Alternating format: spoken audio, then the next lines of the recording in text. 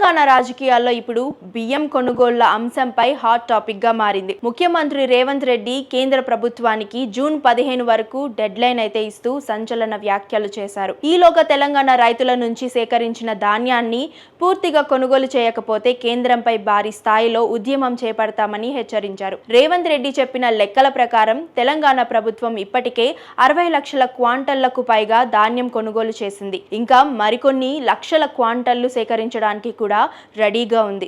కానీ కేంద్రం మాత్రం ఆశించిన స్థాయిలో ధాన్యాన్ని లిఫ్ట్ చేయడం లేదని ఆయన ఆరోపించారు. ముఖ్యంగా ఇటీవల అకాల వర్షాల కారణంగా రైతులు తీవ్ర ఇబ్బందులు ఎదుర్కొన్నారని, తడిసిన ధాన్యం, మొలకెత్తిన ధాన్యాన్ని కూడా కేంద్రం కొనుగోలు చేయాలని ఆయన డిమాండ్ చేశారు. రైతులు నష్టపోయే పరిస్థితి వస్తే రాష్ట్ర ప్రభుత్వం చూస్తూ ఊరుకోదని స్పష్టం చేశారు.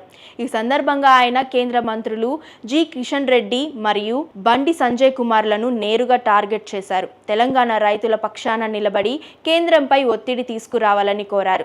జూన్ 15న డెడ్ లైన్ తర్వాత కూడా పరిస్థితిలో మార్పు రాకపోతే రైతులతో కలిసి రోడ్డెక్కుతామని రేవంత్ రెడ్డి వార్నింగ్ ఇచ్చారు. రైతుల సమస్యపై కేంద్రంపై ఒత్తిడి పెంచేందుకు భారీ స్థాయిలో ఉద్యమాలు చేపడతామని చెప్పడం రాజకీయంగా చర్చాంశనీయమైంది. అయితే బీజేపీ మాత్రం ఈ ఆరోపణలను పూర్తిగా ఖండిస్తోంది. కేంద్రం ఎప్పటిలాగే ధాన్యం కొనుగోలుకు సిద్ధంగా ఉందని, రాష్ట్ర ప్రభుత్వం మిల్లింగ్, నిల్వలు, అలానే రవాణా వంటి అంశాల్లో జరిగిన ఆలస్యాలను కప్పిపుచ్చుకోవడానికి కేంద్ర ప్రభుత్వంపై నేపం మోపుతున్నారని విమర్శిస్తుంది.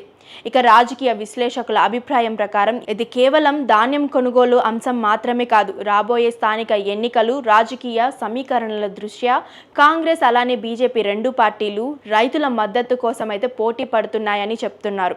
గతంలో కూడా తెలంగాణలో ధాన్యం కొనుగోలు అంశం పెద్ద రాజకీయ ఉద్యమాలకి కారణమైంది. ఇప్పుడు మరోసారి అదే ఇష్యూ కాంగ్రెస్ బీజేపీ మధ్య పొలిటికల్ ఫైట్ గా అయితే మారబోతుంది. ప్రస్తుతం రైతులు మాత్రం ఒకటే కోరుకుంటున్నారు, రాజకీయాలు ఎలా ఉన్నా తమ పంటకు గిట్టుబాటు ధర రావాలి, సేకరించిన ధాన్యం త్వరగా కొనుగోలు కావాలి అని. ఇప్పుడు అందరి దృష్టి జూన్ 15 పైనే ఉంది. కేంద్రం ఎలాంటి నిర్ణయం తీసుకుంటుంది, కాంగ్రెస్ హెచ్చరికలు ఎంతవరకు అమలవుతాయి, రైతులకు నిజంగా ఉపశమనం లభిస్తుందా అనే ప్రశ్నలకు సమాధానాలైతే రానున్న రోజుల్లో తెలియాల్సి ఉంది.